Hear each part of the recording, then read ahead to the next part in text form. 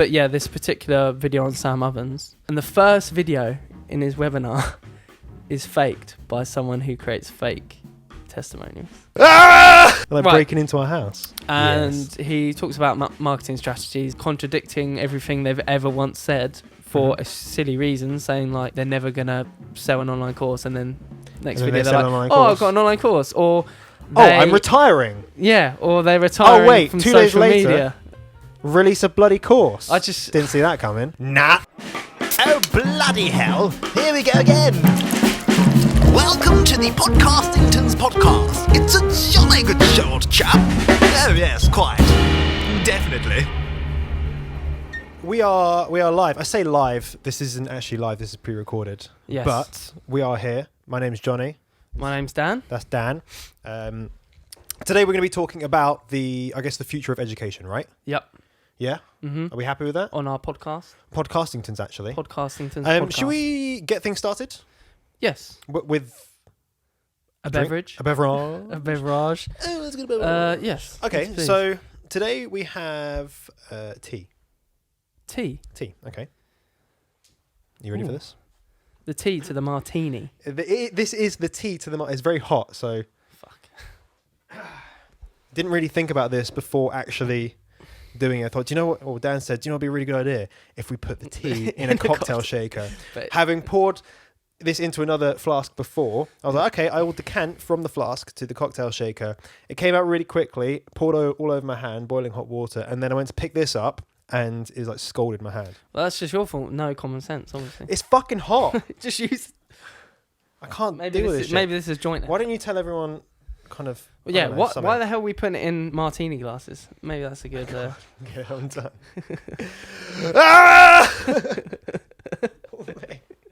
Oh, because it's expanded. It's probably expanded. The lid's expanded. Oh man. Okay, we'll have to wait for that. Should we wait until maybe half an hour's time? Okay, let's put that down. Oh, we need to turn off the old We'll Slackingtons. turn off we'll put off the notifications for now. Okay, so option 2. You have a Corona Yes? or wine. Ooh. There isn't a lot of wine. Well, I'm having the wine. So Okay, so I'm having the Corona then. Okay, well you can sort that out yourself then. I've got a bottle opener here somewhere. Do I? I Did don't get know. a bottle opener? Probably not. I didn't get a bottle. Oh, I've got one in there. Have you? Nice. Yeah, look. So still haven't started the podcast yet. No. We'll just chat shit for a bit. I'm gonna. So the whole point. So the podcast. This is the first podcast that we're doing, right? And the whole point of this podcast is because I have a YouTube. If you guys don't know me, probably do this. The only people that would watch Who are this, you? Johnny. The only people that would Johnny watch who? it, Bradley. The only people that would watch this right The now. Johnny Bradley. Shut the fuck. People that already follow me and stuff like that. So I do love wine. This is really just the etiquette. Oh, I think I can get. Yes. So the Podcastingtons podcast, like I talk about business quite a lot and all that sort of stuff. It's quite kind of educational content. But I think what I want to do, and I think this is what you want to do as well, is kind of talk about just kind of general stuff when you're out with your mates. You're like, oh, did you see this? Yeah, talk about it. If anyone wants to know, this is a Malbec. Argentinian or Don't Chilean. care, Ington. Carrington? Should we talk about Ingtons? Yeah, let's Why- talk about Ingtons. All right. Where did Ington come from? Ington, I don't know where it came Should we from. cheers? Oh yeah, let's cheers. Why are we drinking out of martini glasses? Do you know what? I actually don't know. I know, Why? Tell me. because of Ington. Oh, because of Ington. I'm on Urban Dictionary right now, Needs to breathe. and the Mhm. suffix Ington is a suffix added to the end of any or all words in order to make them sound sophisticated. And slash we are posh cunts. British All right. British cunts. And you'll notice from my introduction that that's kind of what we're going for, right? Yes, Podcastington's podcast. brilliant, Bloody good. excellent. Excellent job. Yes. Beverage. Yeah, that's what we're kind of going for. Yeah, and the story? The story is that it's been a part of my vocabulary for Very limited vocabulary. yes, very limited, for a very long time, since school actually. Mm-hmm. I believe it started when we had a tutor. I think it was in year 9. Mm-hmm. or year 10 or something. Spill the beans. His name was Mr. Webb, Yeah, Webb. and Webby. he was the Webbo. school pedophile, whatever you want to call him. Every school had a paedophile. Well, not like Okay, so not like a proper paedophile. Are you but saying just because he was old? Are you saying that he touched you in? Where did show us on the Here, show? Hang on a minute. here, and here. Show us on the cactus where he touched you. Your prick. Here. Fuck's sake. Prickingtons. Prickingtons. Yeah. Yeah. Well, it obviously wasn't a paedophile, but every Just school, to clarify, Mr. Webbington's not a paedophile. is not a paedophile. Okay. But yeah, his name became Webbingtons just because he was a funny character, Funny. we like. Well, my friend group loved to give teachers names, just Mhm. nicknames. Yep. Just for the lols, the bants, And it carried school on since bants. then. And yeah, it's just carried on since then. Well, I know that every time we talk, it's Ington's everything. Ingtons, Mhm. every Ingtons, Which is everything Ingtons. Ington. So when we were coming up with the name for the podcast, we were like, oh, we could call it something Stupid. really clever, or we could like call it something maybe like related to what we're going to talk about. But we kept calling it, oh, we need to like name the podcastingtons. Yeah. And like it was like, should we just Just should call we it just call it- podcastingtons. I think it's maybe just because we're a little bit lazy, Very. and it kind of works. Well, We think, we hope. there's no particular topic we're going to talk about on. No, should we get Podcastingtons. onto the topic though? What, the future of education? Yeah, and actually talk about what we're here to talk about. Of course. Okay. Let's actually no, quickly. Let's dive in. Who are you? Like, Who am I? how have you got to this point to create a podcast? This like, point. What's your life story? Go on. Mm, Fill the beans yeah. on our first podcast. Ah, the beans. Okay, I'll show you the beans. So, I don't know. I've always wanted to be an entrepreneur, right? Tried things a lot. Even when I was like 16, whatever, I started a recording studio at home. I used to, this is bad. I used to sell porn DVDs in school. At 16. No, yeah, high school. 16. Underage. And like sell computers and Microsoft Office and Other people's all sorts of things that I probably shouldn't tell people that I did. Hmm? But if people wanted, I'd be like, I'll do it for you. Or like bangers and It is stuff that like mentality though. It was just, it was like people if wanted someone something. needs something, you're like, Yeah. I'll get it for you. Yeah, I was like, oh, I want an air gun. I was like, I can get that. Like, why not? BB guns. Yeah, I'll get that. Like, my parents won't let me have one. I'll get it for you. I was always trying to like hustle as such. It's like Morgan Freeman in Shawshank. You're the man that I can get stuff. I can get you things. Yeah. What's the quote on that? Oh, I can't remember. Yeah. The first time I saw Andy Dufresne. Yeah. Anyway, so I've always like been in entrepreneurship, kind of like getting something for something. And then eventually, 2-3 years ago, I started up a YouTube channel. I started selling products on Amazon. There's some knocking around here somewhere. And then teaching people how to do it, which is kind of interesting as to what we're going to be speaking about today, because I think I have maybe a unique perspective on kind of the future of education from both sides of it, Mhm. being educated and being an educator. Mm-hmm. So that'd be really interesting to see kind of the parallels that we see in that. But yeah, so I've now been able to find my passion, which is pretty much within the education space. Yep. And I've been doing that for a while, and I'll probably continue to do that for a long time as well. So that's kind of where I'm at.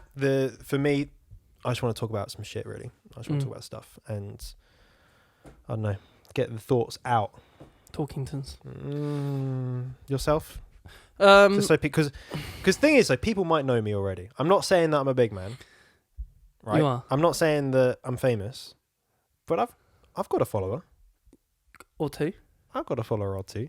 Mm. But people don't know me. People you know don't what I know me, mate. They know No me, one knows but who I am. definitely no one knows you because Nah, you're a little. I'm under the radar. I've You're always under been under the radar. You're the little gremlin under the bridge. I am. I am. When And I'm not ashamed of that. people walk over, you're like, Like, fucking what do you want? go on. Yeah. Well, how I got to this point. Yes, here. So school, high school, Mm, secondary school, whatever you want to call You it. enjoyed school or not?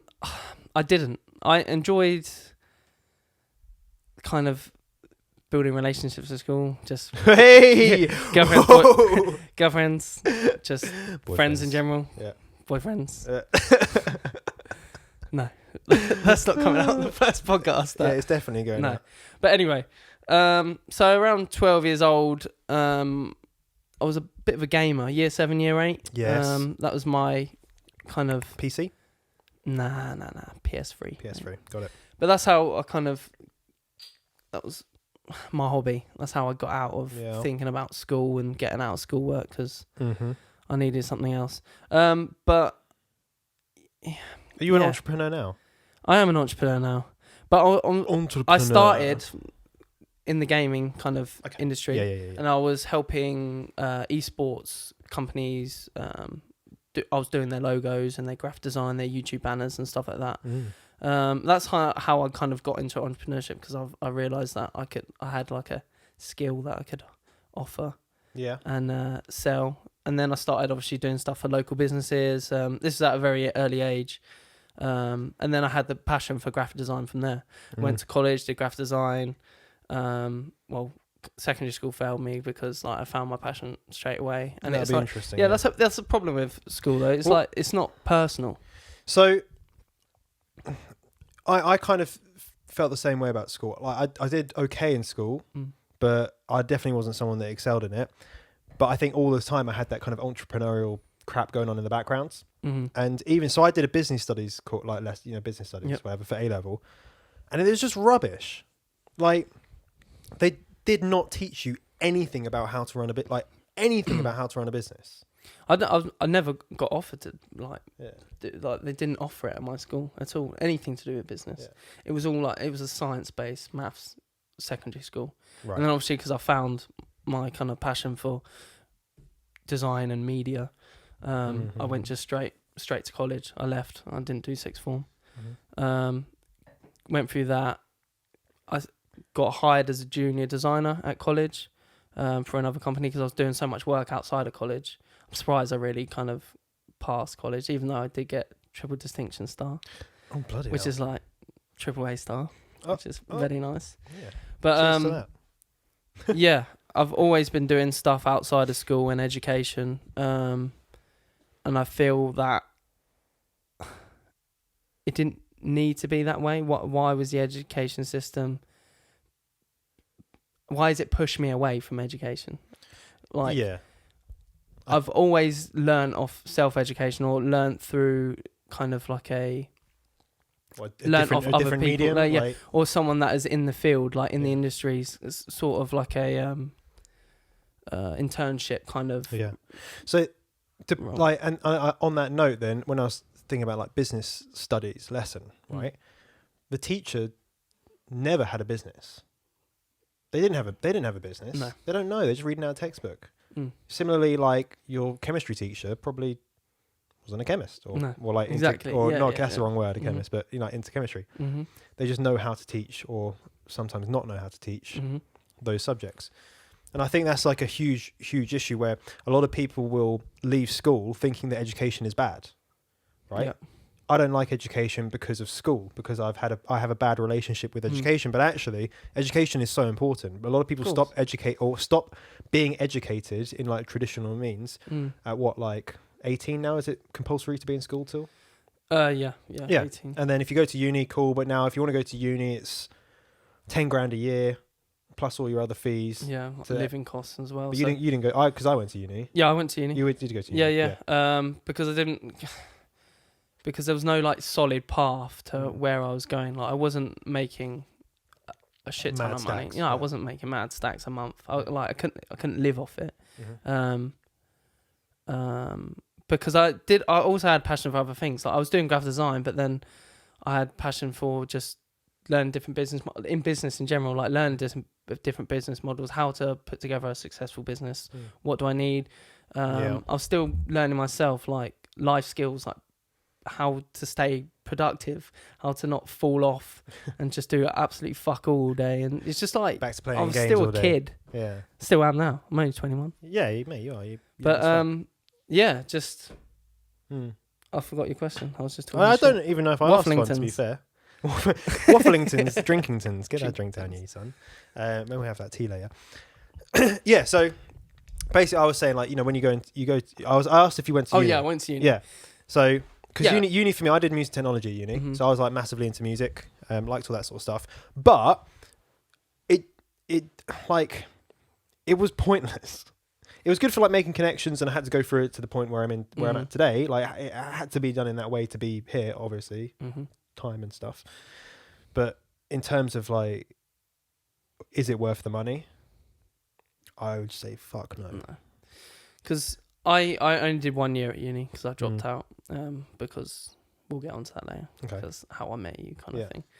But yeah, I dropped out of uni because I still had my business side. I was still doing graphic design. I went to uni to do graphic design. And I started making more than my tutors. And I thought, what the fuck's going on here? Yeah. Like, and they even told me straight up, like, they've actually never really worked in the field of graphic design. They just obviously know how to regurgitate what they've been told and how to teach the subject.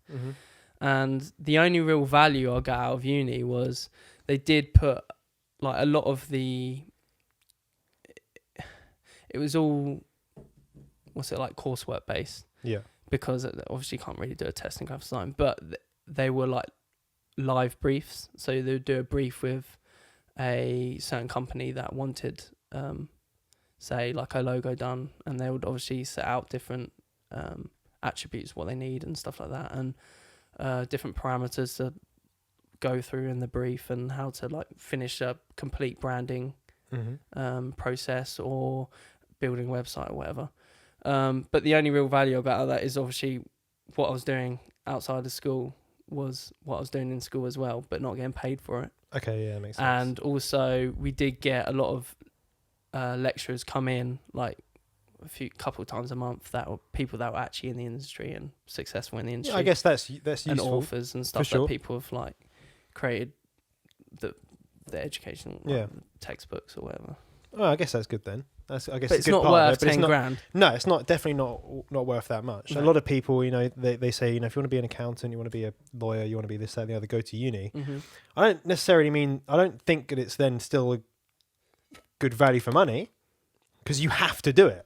Yeah, exactly. You have to do it if you want to do those things. You could probably learn to do those things in a much more effective way. I don't think that university or college or colleges are efficient in the way that they teach you. They just don't. Just schools in general. If you want to become an accountant, that's cool. That's wicked. But you have to go to uni to do it. You have to get a degree. You have to get this, that, and the other. And it's just a shame that those methods of education are not as efficient as they could be. But I feel like another reason why I'm not butthurt that I went to uni, and like I'm not pissed off at the education system because they didn't teach me anything, but I enjoyed it because I was passionate in the subject. And I feel a lot of people go into, say, accounting or something, like marketing, not knowing why they want to go into accounting.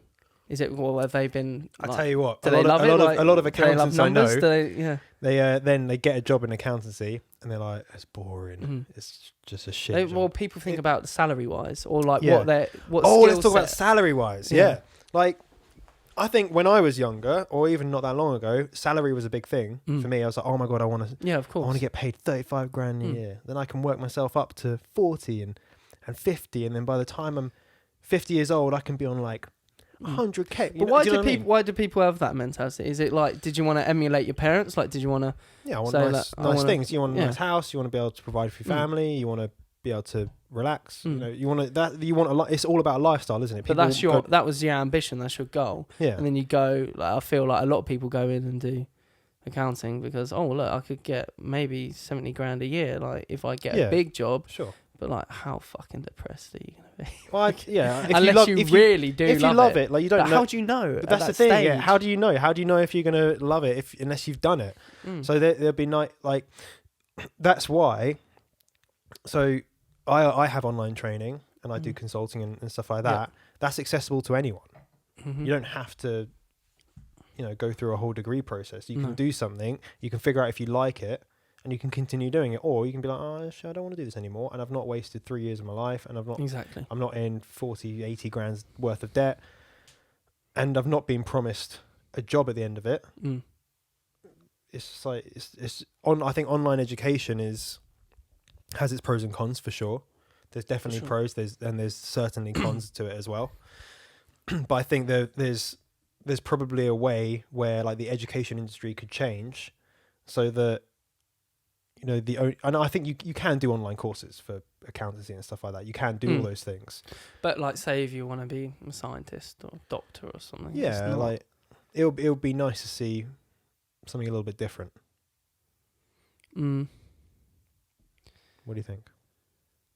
Well, I feel like a lot of people do fall into that category. Like, I want to be a physicist or something like that. Just because you were good at physics at school, it doesn't mean like, it's your passion. I don't know. I don't really know. Like, I don't think there's like a real step in the education system where you go, right, this is what I want to do for the rest of my life. Like, but you don't know. You don't know. There's like different vocational training. Experiment, and once you like experience certain stuff, you don't know. That's the thing. And that is the problem, that you go to you're uni pre-deciding your life. Spend like 40 grand, 50 grand going to uni. Not actually knowing if you like it. Yeah. So when I did music, I liked music and I liked doing my degree. The degree means shit, but I enjoyed my time while I was there because I enjoyed doing music. But could you have learnt music from a free YouTube channel? Yes, 100%. Because this with university is very much self-learning, right? Here's the thing you need to go and do. Here's a bit of information about it. Go and learn the rest, and then figure it out yourself, right? Yeah, it's kind of like how uni. That's why it's like a higher level education, is because you have to basically teach yourself. And like everything I learned at uni, I could have learned online.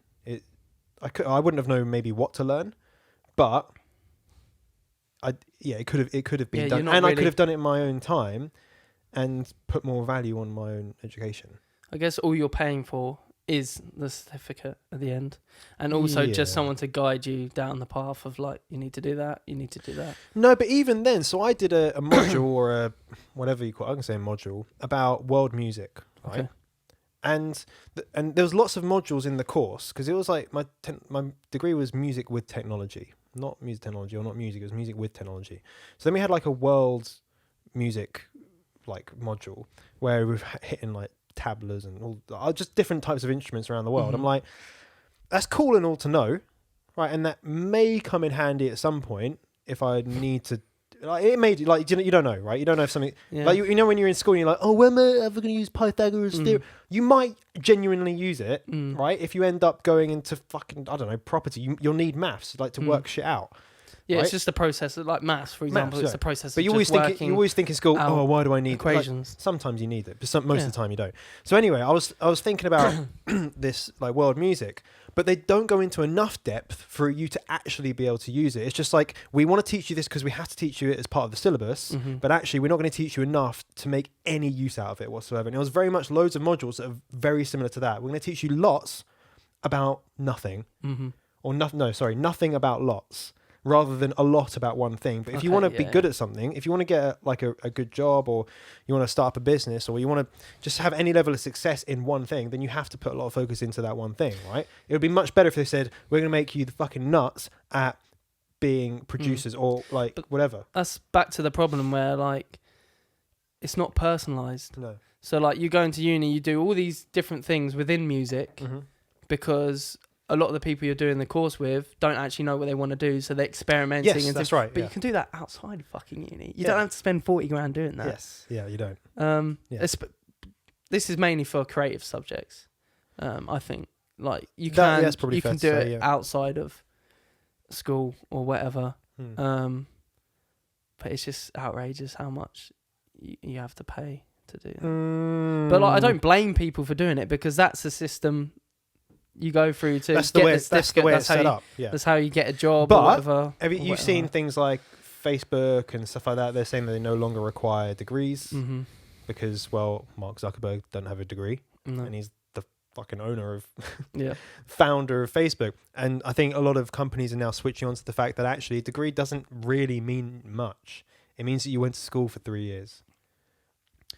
Yeah. And you passed some tests or did some coursework the day before. And there's that old saying that like, it teaches you to work for someone else, obviously. Yes. But is it really doing that still nowadays? No, I don't know. Like, it's just a load of. It's just a bit random. Well, the thing is though, like information is so accessible, right? So maybe when I went to uni, a bit before you, there was still a lot of information out there, but it just wasn't as big a accessible thing, right? Especially with things like YouTube, yeah, online training. It's just it didn't feel like it was, at least. Like, I think I kind of found YouTube, right, in terms of self-educate, using YouTube to self-educate after uni. And do you know I guess because that's quite a while ago now, though. Yeah, it must have been. I must have been 12 10 years ago. When maybe it was like 2011 or whatever, and I was 12, and that was when YouTube was finally like kind of growing and becoming more people were getting on it. But people didn't know back then that it was like, oh, this is this fucking sick resource that we can. But that's how I fell into graphic design, because people were doing tutorials on certain things, like how to use Photoshop, Illustrator. Like, it was kind of the first really online tutorials that were video anyway. Like, I'm sure there was a lot of articles and blogs and stuff about it. Well, it was blogs and that's why it just became so accessible. Yeah, with the video. And now everything is available. Everything is available online. Everything. Yeah. If I wanted to become, I was gonna say astronaut. I was like, that ain't gonna work. That's not gonna work in this analogy. But I'm sure all the information's there, but you just don't. I can't. It'll take you years and years and years. But and also, years I'm not like a test pilot for. No. Yeah, there's a certain level of on-the-job training that you need to become an astronaut, which I definitely don't have. Yeah. But there's lots of things. If I wanted to be a gardener, right, I could just learn how to be a gardener online, or learn something, go and do it. Learn something, go and do it, and just learn. But again, is that only creative subjects, or is that anything? No. So I've been researching lots about like law of attention and law of large numbers and stuff like psychology? Psychology, yeah. And psychology basically. So I just go online for that. All papers are online. There's tutorials talking about, there's like videos talking about the papers, about how they're important, analogies. There's so much information out there that I went from knowing zero about it to being quite when I say not quite knowledgeable, obviously. Very knowledgeable. Extremely knowledgeable. No, as in I have an understanding now. Within a couple of weeks. Whereas before, how would have I got that information? I'd have to go to like I don't know where I don't know the library. The library. I don't know, or to someone to an institution to learn how to do it. Yeah, like an internship. Yeah, and then pay for a course, do it for a year, and be like, I actually only needed to know the last few things. Yeah. Whereas online, you can just go and get the information. You can go and if you're thrifty with kind of researching, you know how to find things. Then everything is very, very accessible. I guess kind of with online courses, it is the equivalent to tutoring back in the day. Like, yes, it is. That's a really good. Yeah, I like that. But it's more accessible because I had tutors. Thousands of people could watch an online course at one time. It's very similar to like, hey, you want a personal trainer? Cool, you can get that, or you can get online training. Obviously, if you're the person training, then it's more accessible for you to teach loads of people. But yeah, that's a really good point. It's like having it's definitely like having a tutor. It's like having a tutor. Yep. But I remember my tutor just smelling of coffee and just being a bit weird. I had a maths tutor. I think I had just like a really like the only time I had a tutor guy. was the 11 plus Kent test. Nice. Which I passed. Oh, because I had a tutor. Yeah, you had a tutor. You needed it because the school was shit. Yeah. School was failing primary you. school. There's 30 people in the class or whatever. And if you're lagging behind, you just copy off your mate next to you. And at that age, you've just got no fucking attention span. And you have no idea why you're even learning it. Yeah, exactly. Yeah, that's the problem. Yeah. Why am I learning this? And your teacher can never give... Like, people like, knowledge is power, right? And they like, bullshit. Like, that's bullshit. I don't need to know these things. But then when you get older, you realise that, like, knowledge and experience and fucking self-education is so important. Yeah. But it's so important. That's the only way you take in information. It's like, I want to learn about Corona because I'm interested in beer. Yeah. And I'll learn about it. Yeah. But like someone that doesn't like beer isn't going to fucking be that knowledgeable on Corona. You know what I mean? Yeah, yeah. Like definitely. Yeah, like football, for example. I do not give two flying fucks about football. But then anything else, it's just like you're just learning numbers that you're never just ever going to remember. Yes, so the war was in 1633, and it's just like, oh, really? Like, do I need to know that? No. I guess it's good as common knowledge. But of respect. But that makes sense. Yeah, of like sometimes it's useful to know what happened in the past, so you don't. There's no way I'm ever going to use that. No. Information for something productive. Unless you're on like a game show. Yeah. Or you become a historian. But that's fucked as well. Like, there's so many like game show TV programs, and like that's the only thing you're really learning that kind of information. That's true. I probably learned more from game shows than I did from school. But it's more entertaining way to learn, isn't it? Yeah. So it's attention, mate. More of attention. I know about that now. Yeah. Let's go back to. I guess we're both into entrepreneurship. We are. Yeah. And we both took creative subjects. Would you say entrepreneurship is a creative subject? And can you teach it? Oh, is entrepreneurship a creative? I would say 100% is a creative subject.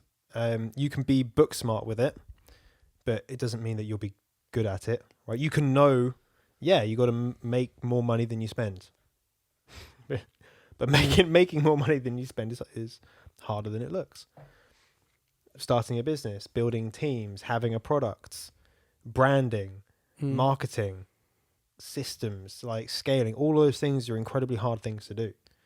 Do you think anyone can be an entrepreneur, or is it DNA, I think everyone genetics? has the ability to become an entrepreneur. Not everyone wants to become an entrepreneur, because it's definitely, Gary Vee talks about this all the time, and I don't agree with pretty much most of what Gary Vee says. I think he's just like, he's just a bit annoying. I guess I think like he does say some valuable stuff, but it's very basic. Like the information you get is quite obvious most of the time. But the reason like you're like, oh my god, like but like it's because you relate to it because it's so basic. It's so basic, and it's the way he says it and articulates it. Because he says so much, you're like, oh my god, he's like, because he's always creating content around basic subjects, and you're like, oh my god, he's right. Yeah, obviously. Yeah. Oh, because it's basic knowledge. But like, he's clever. I think he's a very clever dude, especially with content. As a marketer, he's very, very smart. Yeah. Through the way he's built his personal brand as well. Can you learn it? That was the point. Can you learn entrepreneur? So, I think there's something with the reason I bring him up is because, I think I saw a video clip where he was like a kid. And he was like, the kid asked, should I not care in school if, and put all my time into entrepreneurship? And he was like, yeah. If you're an entrepreneur, right? Being an entrepreneur and being a business owner is 1,000 times harder than being in school and getting a job. It's way, way harder. Okay. And mentally as well. But he also said on the back of that, but if you're not an entrepreneur and you're just doing it because you think it's cool and you just want to make some money or something, then stay in school. If you are an entrepreneur and you feel it and it's something that you are doing anyway, regardless of school, then fucking be an entrepreneur. But I still think people can become entrepreneurs even if they just want a side hustle, like I think a little bit of money. Yeah, but you have to want it. Like, yeah, of course. That's one of the. I think it's one of those things where, because it's not, you click a button and it's done. You have to put time into it. Yeah. So the only reason you're going to put time into anything is because you want to do it. Now, what's going to stop you from watching Netflix? That extra fucking episode of House of Cards. Well, you could just watch that because it's more enjoyable. It's easier to do that than to actually work on your business. Yeah. Lots of people would choose that.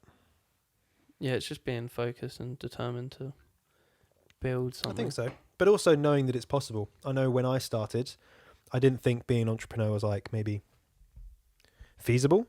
Or like, how did you do it? It's like you don't know what's around the corner until you've done it, and then you look back and go, "Oh, okay, that's cool. I can do that. Why did I ever have a job when I could have just done this?" Okay, let me change my question. Because I think I said, "Can you learn entrepreneurship?" And obviously you can, because it's all about experimenting. It's all about you can definitely learn it. Yeah. But can you teach it? Yeah. In the same, if something can be learned, then something can be taught. True. I think you can. So I could teach someone about entrepreneurship, which is what I bloody do, right? I teach people about how to start businesses. I could teach someone that, but it doesn't mean that they're going to listen, take anything on board, or implement anything at all. True. It doesn't, just because the information is there and it is relevant and you can learn it and you can implement it and it does work, doesn't mean that anyone is ever going to do it. True. Because it's always based upon the person. Everyone's got busy lives. Everyone's got their own shit.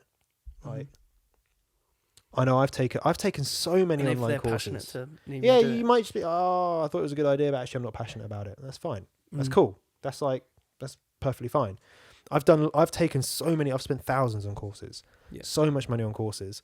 And quite often I'll just take one thing, one like little module out of the whole thing and go, that's what I want. That's the information I came for. Yeah. The rest of it is actually not relevant to me, but I need that one part. Mm-hmm. You learn it, you take it on board, you implement it, it works, it doesn't work, you choose to ignore it. Or there'll be things that I learned 2 years ago that I won't use until 2 years' time. So yeah, you can definitely teach it, but it depends on the person. Everyone's at a different stage in their life. Everyone has other shit to do. So if you can, it's just down to the person. I think at the end of the day, it's down to two people. Like in a classroom, right? Two people can sit in a classroom and have completely different experiences based upon their perception, based upon if they're interested in the subject, or if they've just got their mind on other things. Like, but then you could also argue that even if they're not interested in the subject, they're still going along with it. It's the people that take action. Yeah. Are the people that are going to succeed in entrepreneurship and actually pursue entrepreneurship. True. That's like anything. It's like, cool, if I want to learn how to swim, I could learn how to swim. But I've got to get in the swimming pool. Dream about swimming. I've got to get in the swimming pool and kind of faff around for a bit until you learn how to swim. Yeah. Like, that's like it's literally like anything. It's like getting a gym membership, right? Cool, I can buy a gym membership and I can sign up. Doesn't mean that I'm going to have a six pack. No. I have to go to the gym and I've got to, you got to put the work in to be able to get the result that facility could provide you. So it has the ability to give you a six pack, or it's the vehicle to get you to that place. But the actual thing that is going to get you to that place is you and only yourself. I think anything with like self-development, self-education, any sort of skill generation is all based upon you. But do you feel, so going back to higher education. Yeah. This wine's kicking in, I think. Does it give you that tool to... Sorry, what? So higher education. Yeah. Going back to higher education. Yeah. You were saying that, obviously, if you get a gym membership, it's exactly the same. Yeah. It's a stepping stone. No, but it's fucking expensive. It's a very expensive stepping. So it's a university degree is exactly the same as a gym membership. You can go, like, except you have to go to the classes. But even then, you don't have to go to the class. I didn't go to so many classes at uni. No one gives a shit. No one cares. You've already paid. You've already paid. Stuff, mate. Like, they don't care. Yeah, exactly. But you can go to uni and not do it. True. And then just waste all your money. That's what a lot of people unfortunately do, is they go and they realise, okay, this isn't right for me, I'll do another course, or I'll change my thing. Or they complete it, and at the end they complete it just for the sake of go back to the job they had before, like a waitress or a barista or something. Yeah, like people do it. Like when I finished uni, so I was teaching guitar at the time, so I had a little job at Ted Baker for a bit, selling clothes. It was nice. Got some clothes from them, which was cool. Drip. Yes, it was not that nice. It's not okay. Nice. It's not Ted Baker's right. Yeah, it's all right, but it's not that nice. But then it was a temp job, so they didn't take me on because obviously I wasn't very good. I'm colorblind, so like people coming in like, I want a red t-shirt. Like, fuck. I don't know. But then I started teaching guitar, right? So I went out there and I was like, right, I'm good at guitar. I can teach it because actually this is interesting. So I went to a college that taught guitar. It's called the Institute of Contemporary Music Performance, and that was good. I did learn a lot there, because it was a lot smaller classes, but the main thing that they did is teach you how to teach yourself. Yeah. So by the time I went to uni, I knew how I learn, and they said like, this is what you need to do. Literally in the first 2 weeks they were teaching you how to teach yourself, particularly with something practical like playing the guitar. Yeah. And that was invaluable, because then I got a huge amount out of that year, and I went from being like kind of okay at guitar, but not by no means good. I had no theory knowledge. I haven't done a grade or anything like that, and I could just play it, but that's about it. To the end of it being like pretty good, to quite a high standard. but it's because they taught you how to teach yourself, and they knew that was very, very important because they're a private institution. It wasn't it wasn't like a university or something like that. They're probably, but it wasn't like government, whatever. Yeah. So it was private. And that was really good. What was the point? Oh, I can't remember that. Oh, who cares? Drinks kicking. So I started like teaching guitar, and that was really cool. But then I just went and then just got another job, like got a bar job for a bit, worked for Apple, stayed at Apple for 5 years. And I was like, what is going on? So going back to it, like the main reason why education failed, like the public education and with higher education or whatever, fails is because it's not personalised to I would say student. Maybe that it's not personalised because I think on a grand scale like that you can't really personalise it that much. But I would say it's too broad. Yeah, too broad. Too broad. And I don't think within the education system it helps you enough to find what you're actually interested in. Yeah. What you need is like a pre-step. Yeah. Where you find out what you actually care about. But they make you find out once you've paid the 40 grand, because you go to uni and be like, oh, I'm not interested in this. Or they do such a broad subject and you're like, I'm interested in this one section. Yeah. And most of the time you've got to leave uni and then do like a actual like a kind of tunnel vision course on that specific subject. So it was useful to become. It was useful for that person, let's say, because they then found out what they wanted to do. Yeah. But actually, if you're going to spend a lot of money on something, which you are spending a shit ton of money on university, and then all your accommodation costs and stuff like that, like that could be spent on such better things. But sometimes people need it to be able to realise or just a multitude of online courses. Yeah, but I think still with online courses, I think going back to it's about the person, you still need that discipline. I think that is down to. And if it's a creative subject or something. Exactly, yeah. It's still down to the person. You can't really learn to be a doctor online. It'd be a bit dodgy. Well, maybe you could.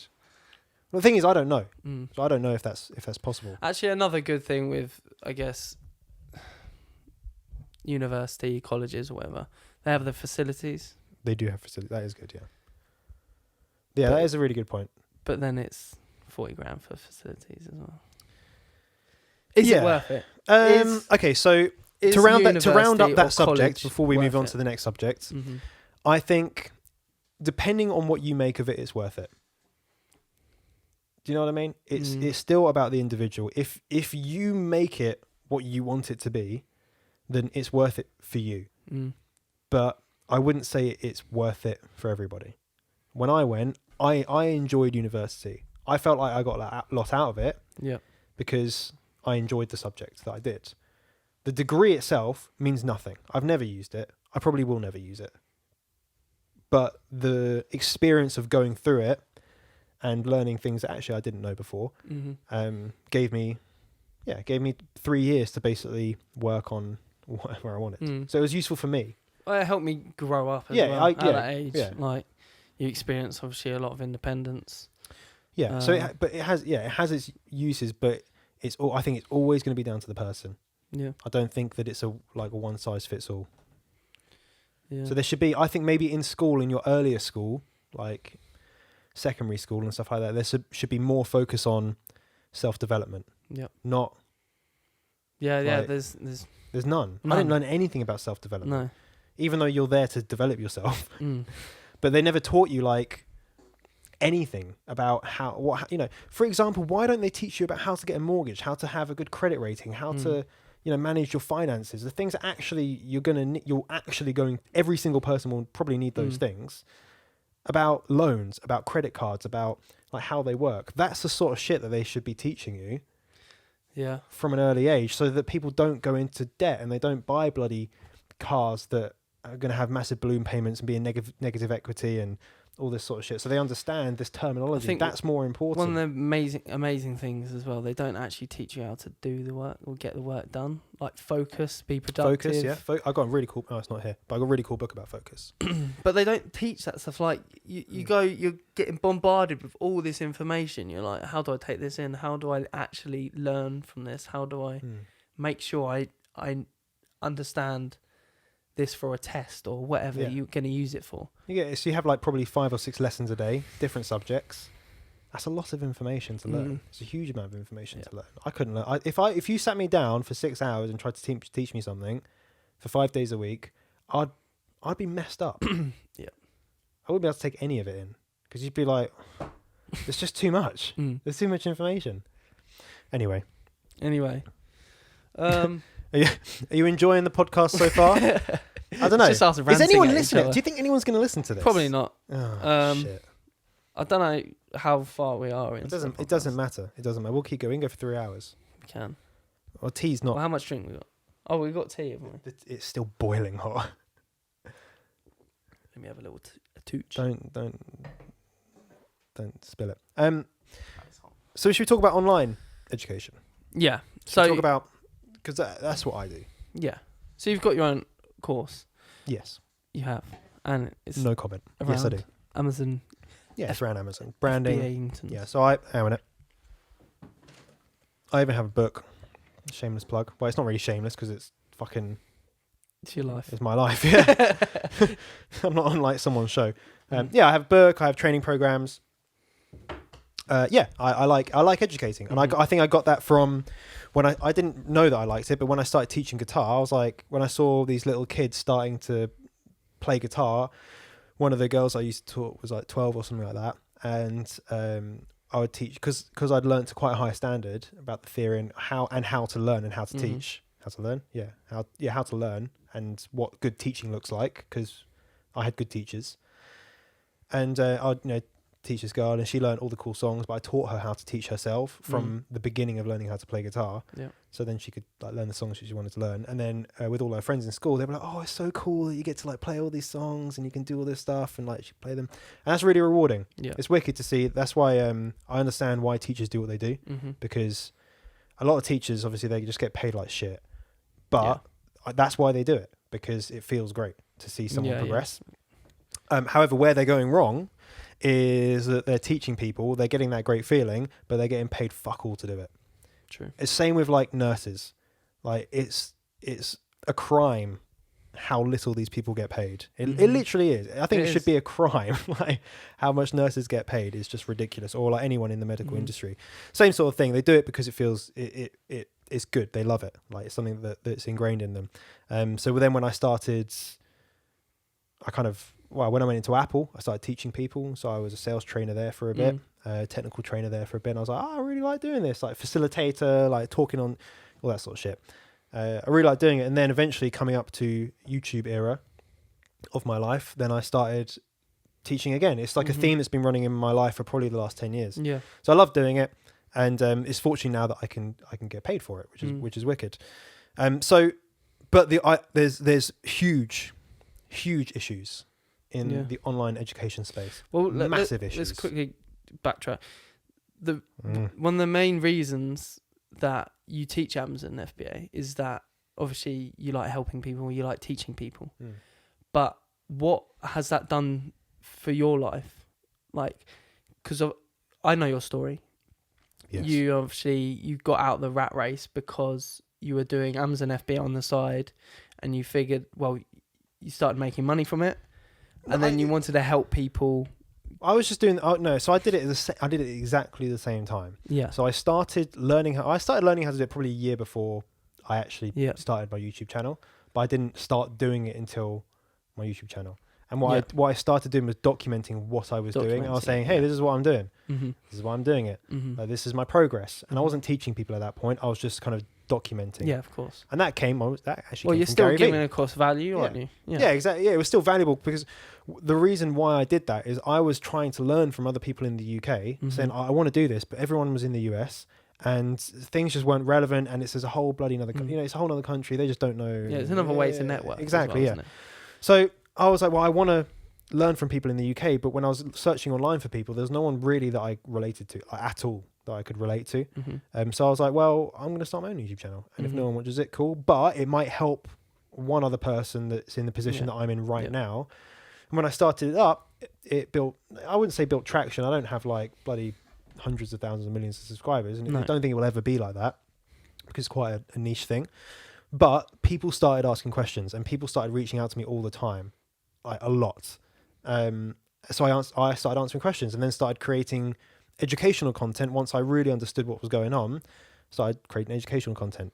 And what happens is that I've always been taught, and this is what I've always done for years and years, is if you don't know the answer, you just find out the answer. It's very simple. And if you really don't know, you just say, I don't know. Rather than just kind of blag it, you just find out the answer. So all these times people ask me questions, and sometimes I'd be like, shit, I don't know that. Let me come back to you. And I'd go find out the answer, upskill yourself, and then it's added to the toolkit of knowledge. Yep. And I did that for a long time. Started releasing like ebooks and stuff like that, which had some of my information in it, and then released a full-blown kind of video training program with support and mentorship and kind of consulting. Yeah. So but the reason I brought that up is because you actually have an AMS and FBA business as well as your teaching business. Yeah, you got to fucking... Yeah.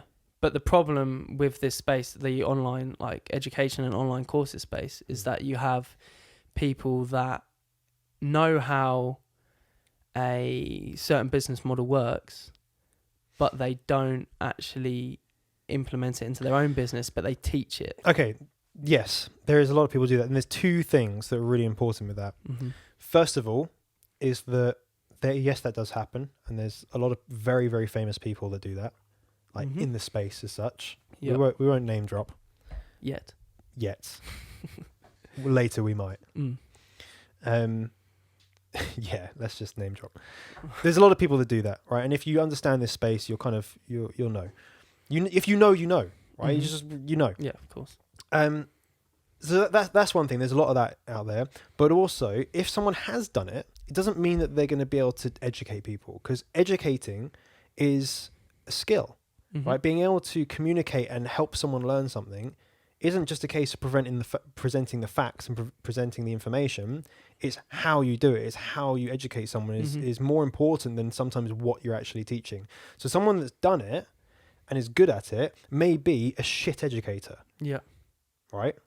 Whereas some people, like when I started, I wasn't like a super successful seller, but I knew how to educate because I've been trained in education. But going back to uni as well, that's the problem with that. You might find someone that's amazing at graphic design and has a huge graphic design company, but they don't know how to teach it. So they get people that are teachers that have never been in the field, but they know how to regurgitate that information.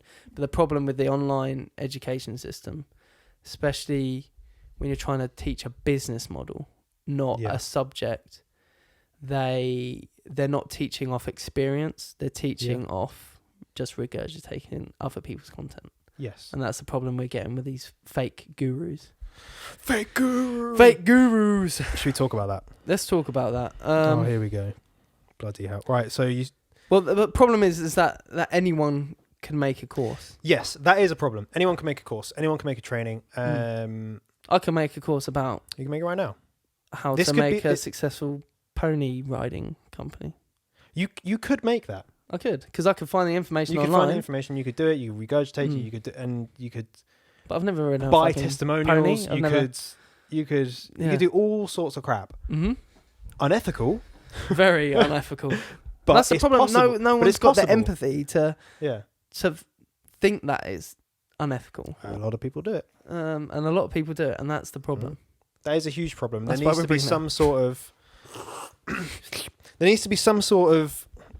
Right. So if you want to start up a uni degree, I don't know, a college something or other. Yeah. You need to regulate. It's regulated. It is regulated by whoever the hell it's regulated by. Online education is not regulated. No. Which is cool for the fact that then there's a huge amount of information out there. More people can create content. More people can learn from that content because it can just be made, and some of it's going to be good, some of it's going to be shit. Yeah. And that's just the nature of fucking everything, right? So as soon as you regulate something, it will reduce the amount of content that's out there, because people just be like, do you know what? I can't be asked. Yeah. Well, I can't be bothered to jump through those hoops.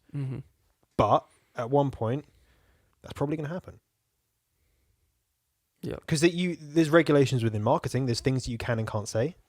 True. For like all marketing, everywhere. It doesn't matter if it's online, print, it's word spoken. It doesn't matter.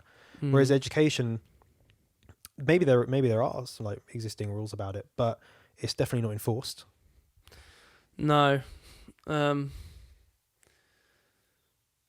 to think. what else to say? Just chatting shit. Right Just now. chatting shit. Did you see the CoffeeZilla? I did. Video. We both have, and I know you have. I think I just wanted to bring it up. I think no. What I was trying to think about then is what. So there's so many courses out there. Yes. So how can you determine, as someone that isn't knowledgeable in the space, obviously, like... So you see an ad on Facebook, on YouTube, one of my ones. Mm-hmm. Who is this guy? Do I trust him? Can I trust him? How? Yeah, that's the point. How do you know that you can trust the guru? It's really hard because I think somewhat a gut feeling is really important.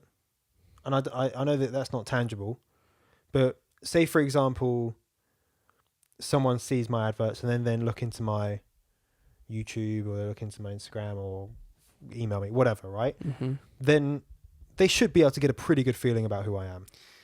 Not all the time, because but people can fake social proof. Well, this is what I was about to say. However, things can be faked, which is, I guess, a part of why I wanted to do this podcast, right? Yeah. It's because you're just chatting like a normal person would do, and then it's just another way for people to build a rapport. Yeah. But at the same time, testimonials can be bought, content can be finessed, it can be ripped off, it can be copied, it can be, it can, it's on. You can do anything, like anything is possible. So how do you know? And even saying, oh, you can look at testimonials, but how do you know if they're real? So it's really hard. It's very, very hard. I don't have the answer. There's a video that I've seen recently, and it was by CoffeeZilla. Yes. And it was... Which one was it? It was a video on Sam Ovens. Okay, so I think I've heard of this video, but I'm not sure if I've seen it. So CoffeeZilla, first of all, who is CoffeeZilla? Do you know his name? I actually don't know. I don't know his name. I don't... He's got another channel. Like, he's got a main channel. I think he's got like 500k or something. Oh, is he? Or 200k, something like that. He's got a few. That's the second result on Google. Yeah, it is. Oh my god, shit. and Dan Locke as well. But yeah, he's got a channel called Coffee Break, right? Which is his main channel, 358. Oh my god, good lad. And he just talks about trending subjects. I think just stuff that he's knowledgeable. So he has like a coffee break, and he talks about stuff. Yeah. Okay, that's cool. pretty much, and yeah, I need another. He's blown up that way. He's talked about trending stuff like how T-Series got more subscribers than PewDiePie, how they were growing so much, how they conquered YouTube, basically. Yeah, okay, that's cool. Just trending topics at the time. That's why he's got so many views and so many subscribers, because he was making videos on trending stuff, obviously. Wine and tea works. But he's also got another channel called CoffeeZilla. Tell him while I pour this. And this channel, he kind of talks about fake guru culture. Yes. And I'll leave that off. He maybe we should just let this Sam Ovens video doing the talking. We're not play it. Go watch it if you want to watch it. Yeah. But he talks about. I'm pretty sure he talks about. No. It was okay. It's a podcast. Right. But I'm pretty sure he talks about fake testimonials. Yes. Yeah. And how? And I think, just to clarify here, because I can't remember the video that much. Like, it could be pretty one-sided. Obviously, it is, because his whole channel is about the just online education culture and how most of it's bad, because there's a lot of these people that are faking a lot of certain things, mainly for social proof, but also, mainly for social proof, like faking how much they're making, or faking like events, like Harvard events. There's a video about how someone faked Harvard event. I think I saw that one. And then used it in his email campaign or something. And obviously he got a lot more leads from that. And many more sales, because it was just that extra bit of social proof. Okay. Yeah. But yeah, this particular video on Sam Ovens, he kind of leaks and talks about how, well, he dives into he goes through how Sam Ovens talks about his main selling pitch is that he has so many testimonials, and they're like from any other course, like he's got thousands and thousands of testimonials saying that Sam Ovens has helped me with this, Sam Ovens helped me make this amount of money, or whatever. And the first video in his webinar is faked by someone who creates fake testimonials. Yeah, that's not good. So yeah, but on the other side of it, just in his defense, right? And I'm not defending him. Mm-hmm. Potentially, it's possible that person was genuine and then started doing testimonials for other people. That is technically possible, but it's very, very suspicious. Because we can't. I don't think we can know, but no, we don't know the whole story. I think this is the main thing. This guy obviously he's picking up evidence, but we can't categorically know. But there's very strong evidence, and he does make it entertaining.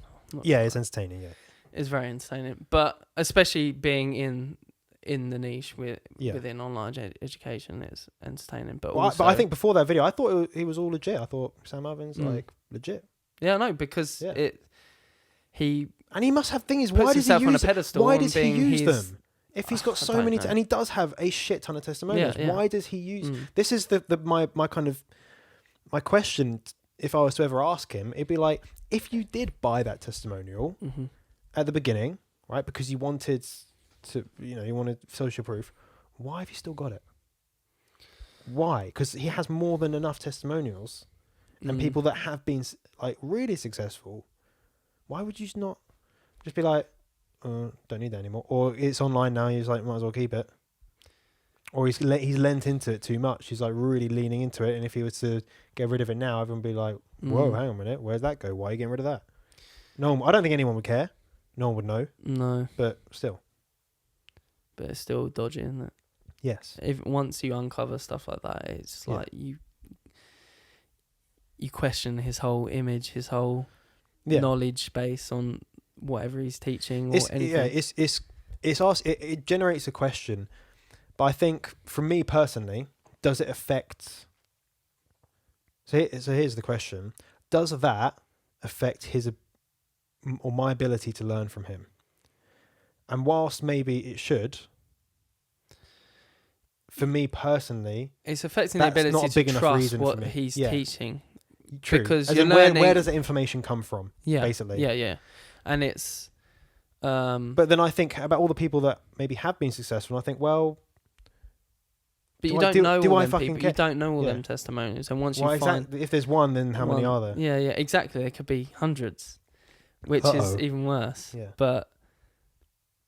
Yeah, it makes you question his information more, and then if you're questioning in it and not actually taking action on the information he's giving, then there's more of a reason you're going to fail that particular course. I agree with you. But to be honest, I haven't taken Sam Ovens' course. I don't really know what's in it. It could be. Well, I've seen some of it, and so I haven't taken it myself, any of his up-level consulting or anything like that. But I have a friend that does have it, and has shown me some of the inside of it. Not sharing any content with me, just having to around the house.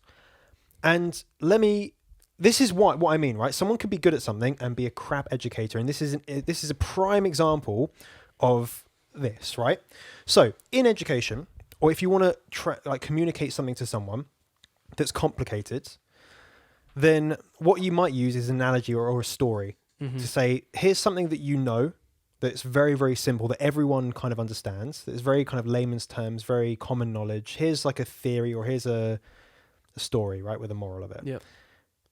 And you're going to then form parallels to the thing that you're trying to teach. And think about that sort of like this, right, to the thing that is a little bit more difficult and is a new subject. Generally, that's what a lot of stories or a lot of training will do, is like take something you know and then relate it to a thing that's complicated, because that's how in your head you can form that connection. You can understand something, right? Because you can teach something in terms of the information, but understanding something is very different. Yeah. Generally, that's kind of a good practice, right? It's fair to say, to help someone understand something. So he has a video. It's like an hour and a half or 2 hours long. Way too long for a tutorial in the first place, because people only pay attention for 20 minutes, really at push. Yeah. Right? Having a lesson that's an hour and 20 minutes or an hour and a half or 2 hours long is ridiculous. That should never have happened, because at that point, people will switch off and it doesn't become educational anymore. No. What he does though is he fluffs so much content. This whole video is about goal setting, right? Okay. Goals, a very easy topic to communicate. There's tons of stories that you can use about goal setting. Yep. Super easy. It doesn't have to be 2 hours long at all. And then uses quantum physics to explain it. So it takes a topic which fucking no one understands. Yeah. Even scientists are like, we don't really get this. Yeah. I've heard that he uses a lot of terminology that doesn't really. It just doesn't. It's like you're trying to teach something very simple by using something that's extremely complex and hard to understand. It's the complete reverse of how education works. So he clearly, he's doing that either to make people think that he's clever, or think, oh my god, the training was so good because I learned all this stuff about. And he sounds knowledgeable. And he sounds really, really knowledgeable because he knows about these things. He's just filling up space, make it a longer course. Yeah, but actually, if you take the PDF, because he has like PDFs with each thing. If you just read the PDF, it's sweet. It's really good. It's great. If it was a 10-minute video, it'd be perfect. But it's not. It's a 2-hour video that is just completely irrelevant and just is not a good educational resource. It's very, very bad. But people look at that and go, that's how I should do it. That's how I should create my training program because because he's really successful. So I'm just going to model what he does. But actually, if you are an educator, if you ever have taught anyone anything, you don't use a complex topic to explain something that's simple. You just don't do it because then you have to explain the complex topic, which is why the video is 2 hours long because you're explaining something that's really, really hard, which is irrelevant to the fucking point of the video. So as soon as I saw that, I was like, there is no way I'm ever going to buy any of his training. Because you're not going to be able to fucking watch through all his videos. I ain't got the time to watch that. No. I'll just skip to the end or look at the PDF. Well, I guess it's for people that are in that space that they need that. But they don't. This is the point. They don't need it. They don't need that. It's not. It's irrelevant. Yeah. What you need is content that's actionable, and you need it to be explained to you in a very easy to understand way, so that you can actually use the content. So you can actually use the information. That's another problem though with obviously courses because I've taken a lot of online courses as well, and I find that with the fluff, they're holding something back. Yeah. Why are they fluffing? Why are they fluffing? Why do they need to fluff? It's either obviously to, like we said, like prolong the course, make it look like you're giving more value than there is, for better social proof, or you're holding something back. Totally. So, in my course, all right, I'm actually going to go to it now. I have videos that are 3 minutes long, 5 minutes long. Just fucking get to the point.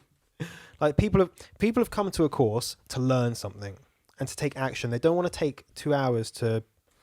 They just don't. We haven't got time. People haven't got time for that. So when I created mine, right, and this is after I've been teaching people for quite a while, is you just teach people what they need to know. Is that mine? Oh my god, that's an old website. Yeah, you got loads of websites. Shit. I should get rid of them. For example, let me just I'll scroll down on here. So let me just scroll down to one of these, like this module, for example. Don't worry about that. 5 minutes, 6 minutes, 4 minutes, 5 minutes, 3 minutes, 6 minutes, 3 minutes, 3 minutes, 7 minutes. Well, because you just talk about that. Because I'm talking about in isolation. I'm saying this is one very small part, but you need to know it. So here's a whole video for it, and it's like this is what you need to know. This is why you need to know it. This is how you do it. Done. Some tea. Some tea. Yes, please. Teingtons. Teingtons. And I always get feedback saying, so actionable. And when you go back to it, because you're inevitably going to forget things, then you don't have to go for a whole 2.5 hour video to learn the thing that you want, which was like 30 seconds worth. Yeah, because like you might get halfway through the course and you come to a crossroad where like, I'm stuck. Yeah. Oh, Johnny's done a video on this question and he's answered this question in a fucking 2-minute video, not a fucking 2-hour video. Yeah, by no means is it the best ever, right? What I like about your course, actually, because I've been through it when I was doing your graphic design and stuff, and that's how we met, because I was doing your graphic design. I don't do graphic design now, actually. I've just spoken about graphic design. I do content marketing now. But anyway, back to the point. You always fill in certain sections when something gets outdated. Yes. And I feel like a lot of these other courses, especially to do with like marketing, well, that's a lot of courses that I've taken, digital marketing and stuff. stuff evolve very quickly, especially with like say Instagram algorithms or Facebook advertising. Little bits change, but some parts things change a lot, and you've just spent say you can spend up to like $2-3 or even more on like a really valuable course, but it's never updated, and they just bring out a separate course. But with your one, you're always updated. Well, exactly, you update it because people have paid for it. Yeah, people paid for that knowledge. But it's like buying an iPhone, and every time you need to update your operating system, you need to buy a new phone. That's just not how it works. But, like, so if stuff gets outdated, which it will, like it just does. I'm actually redoing the whole thing, but that's another matter. When things get outdated, then yeah, you need to service the people that have already paid you the money. You can't just forget about those people, which is a lot of the problem with the online education, isn't it? People just get forgotten about. So they have a course, right? They're like, oh yeah, I'm going to release a course. I do a course, get loads of people in it. Yeah, made loads of money. I'm going to release another course now because this one actually people are not buying anymore. So I'm going to release another one on a different subject, and I'm going to forget the people that bought the first one. Amount of times I've seen that, people kicking off in like Facebook groups and stuff like that, saying you've forgotten about us. Yeah, exactly. Like, yeah, no shit. This person's like now spending all their time doing something else. Support and stuff, and they don't give it once. They don't fulfill support. I get so many people reach out to me about that, saying they got missold support. And I'm like, sorry, but there's nothing I can do about that. You don't mean on your course? Obviously not on my course. Yeah. Other courses, they come to you and say, I bought this course, and because I'm a course buyer as well.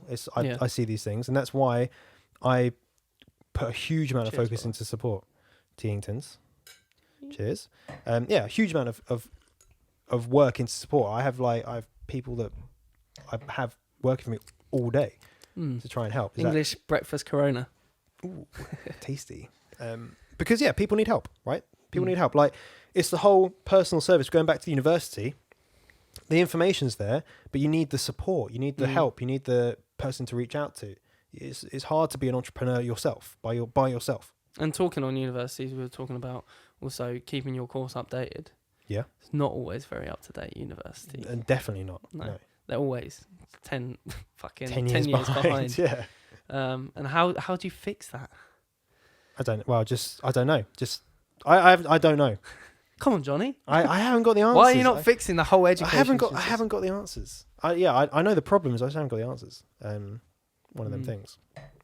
Yeah. I lost the little thing. Where are we? But yeah, would you say the future of education is online courses? Is it just going to go that way? Is it always going to be made by? I think online courses will continue to be around because I think they're good. Right, I'm an advocate for online training. Obviously, right. I'm an advocate for it. I think it's very useful. I've learned a shit ton from online training, a huge amount. I would 100% would not be in this position without online training. And it's where the attention is. Everyone's on the internet. Well, everyone's people. On the internet. When I want to learn something, every single you go to YouTube to learn it. That's just where you go because YouTube that's the. You don't go to Instagram to learn how to, how to make something. You don't do that. You don't go to Facebook. You go to YouTube because that's where the content is. I think courses are a very, very good thing. I don't think the industry is very good. No. But I think themselves, if you find someone that does it right, and sometimes you have to wade through a lot of shit to find those people. Yeah. Then I think they're good. I don't think it'll fix the normal education industry. I think that's a whole nother problem. But I think they just need updating. They need to work with the times, don't they? Yeah. And how do you think online education needs to be improved? Like how? Just more integrity. Yeah. Yeah. Yeah. I agree. Just more integrity. It's people see creating a course. First of all, a lot of people think that it's really easy. And it's not. No. It's fucking hard. Right? It's really hard. To make something that's good, at least, to make a shit course, then anyone could do it because you can just regurgitate someone else's content. To make something that's good and to have like the support systems and have all that sort of stuff in place is actually very, very tricky. Yeah. I spend most of my day working on that because it takes a lot of time. Well, that's what you're passionate about. You're focused on like doing teaching people. Yeah, I like doing it. Yeah. But that's the problem you're getting onto is the fact that people see it as an extra income stream. It's just, I'll just create a course. I'll sell it. I'll leave it. people buy it. It's not how it works. Once people stop that's buying issue, it, I'll make a new one. Exactly, and that's the issue. The mentality is I'll do a course because anyone can do a course, and then they forget about it because they're not that interested in actual education. Which you need to be interested in the subject or like the fulfilling the service. It needs to be a passion. Like any business should be something that you're passionate about. Yeah. And if they're not passionate, if they're passionate about the say for example, if it was graphic design, but they're not passionate about teaching graphic design, then they're not going to be a very good teacher. But they still could be a very good designer.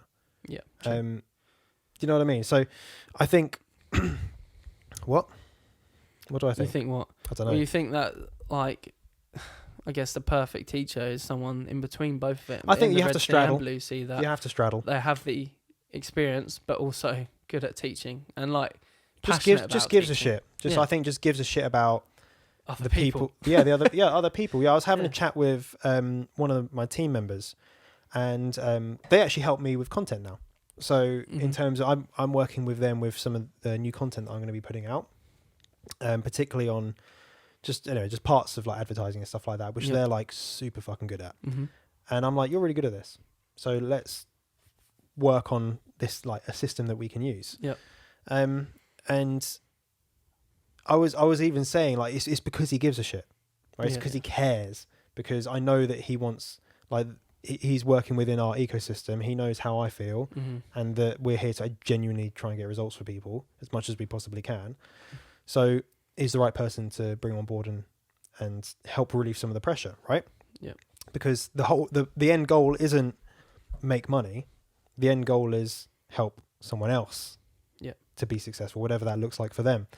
Or if that's making money or having a business or doing whatever it is that the course is there to do, the end result is not selfish. The end result is for someone else. Yeah. And if the training can't provide that, then it's not good training. Do you think you can deliver results to all students? Like, no. Is there a system you can make that?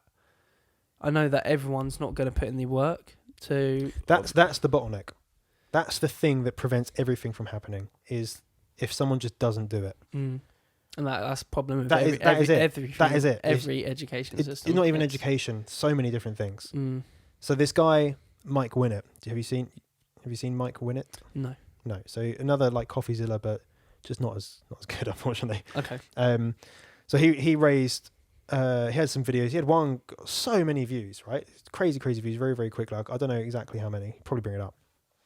Mike Winnett, put it on YouTube. What's that? Mike M-I-K-E Winnett, W-I-N-N-E-T, I guess. So he's trying to like call out the industry, and this top one. That. Yeah. Do you want me to open it or just don't play it? Just look at the video and see how many views it's got and stuff. There's one that he's got. I can't remember which one it was, but anyway. So one of his arguments, this is the reason I'm talking about this, is one of his arguments, which is just so weak, incredibly, and this is why this CoffeeZilla guy was kind of like on that video about Kevin David and copying content. Research. He did his research, but also he showed the video side by side of this is Kevin David literally verbatim copying or Dan Lok or whoever the hell it was, right? Copying their content, like word for word. You can't dispute that, right? Whereas this guy, Mike, I understand what he's trying to do. Is the video you're talking about the contra? I think it's either that one or another one. Okay. It's either that or another one. Yep. And I understand what he's trying to do. So it's kind of the same things that we've talked. He's got the same goal that we've kind of been speaking about today, right?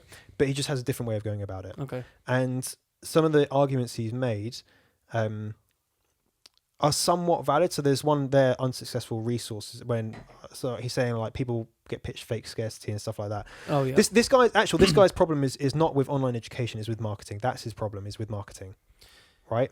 Yeah. When like 2 for 1 off, like limited time only, you can't say limited time. Like it's just something that is marketing. It's scarcity. It's part of marketing. So that's what he doesn't like. But then it's also being transparent with. So that's the line that he's saying that people have crossed. Okay. Right.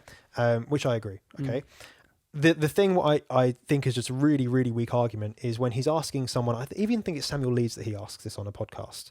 And Samuel Leeds, if you don't know, is a property investor from the UK, extremely successful trainer, like just crazy. This guy is mental. Yeah. And I don't know exactly what they said, but they're talking about success rates of like people that take online courses. Yep. And then what Mike is saying is like, that's ridiculous. If you buy a product and it has a success rate the same as online courses, then people wouldn't buy it, and people would never, like, you know, if every single bottle I sold, for example, 9 out of 10 of them broke, that would be a problem, right? But he then makes the alignment between that and online education, right? He says, well, because happens in this industry, and then if you take those data points over to the online education industry, then why isn't, you know, this is such a huge issue? But it's a completely shit argument. It's it's a terrible argument, because a physical product is not relying on someone else, a human being that has feelings and other shit going on. And so like we talked about the gym earlier, right? If you buy a gym membership, it doesn't mean that you're going to be ripped. No. Because you have to go to the gym. If you buy online training, if you just don't do it, you can't be like. No, what do you mean you can't be successful? You can't be successful. No. Like with all the training that I've taken it because I wanted to sometimes learn one thing. Mm-hmm. It's been useful for me, but the way that the course is positioned hasn't been fulfilled, because I've not wanted to fulfill the end goal, right, of whatever it may be, right? So there's quite a few arguments he makes in quite a few of his videos, which are just, I think it comes from maybe not understanding maybe the other side of it, or just not really thinking about it in too much detail. I think he has, maybe, or he's just asking the questions to generate an audience of people that be like, "Brah, fuck these guys." Yeah, just a negative audience. Yeah, negative audience. But when you actually think, well, those are really bad arguments. Yeah. If you have a good argument, a lot of if you have a good argument, likes. Sweet. Like, but that's the thing. So people are agreeing with him. People are agreeing with him, but they're agreeing to something. Are they annoyed from maybe they're watching this video? I would say on. They would see people's ads all the time, see my bloody ads all the time, and they'll think, this is another person just like this, which is completely irrelevant, because the arguments that are being made are kind of manipulative, because they're not actually showing anything it's not showing anything that's true. You can't make that alignment in an argument. It doesn't make sense. You can't relate one completely different thing to something else. I wish, like, the gym analogy is the perfect one. Like, is it the gym's fault? Is the gym a scam because you don't have a six-pack? No, because they're selling you the facilities. They're selling you all the tools to get a six-pack. Yeah. You just got to use them. But you've got to diet. You've got to eat. You've got to eat well. You've got to go to the gym. While you're there, you have to have some sort of training program that will allow you to get those results. The gym hasn't scammed anyone by allowing you to buy it, unless it's just shit tools. So it could be okay. That's a very good point, and that's very true. So let's say, for example, an online course, like 100%. Okay, that's really important. That's a very important thing to mention. So let's say let's say success rates, right? Let's give them the benefit of the doubt, and say that every single person takes action and they follow it to the T, and they do exactly what, as the course creator, you want them to do, and they don't get results. Fair play. That course should not be allowed to be sold at all. It doesn't work. It shouldn't be allowed to be sold. Or the person certainly shouldn't be selling it if it doesn't work. And I think that is true. But in reality, most people just don't do it. If we go into my analytics for my course, you'll see people that just haven't even opened it, which is crazy. Oh, they spent all this money. It's ridiculous. But at the same time, I bought training and I've opened it and watched one video. Yeah. Like it's just the way that the content can be. It's like on YouTube, right? You go and watch a YouTube video, you might not watch the whole thing, but you still might get what you want out of it, right? I think the same goes with the content that can be bought. It's the same as content that can be freely available. You pick and choose what you want to watch. You pick and choose what you want to do.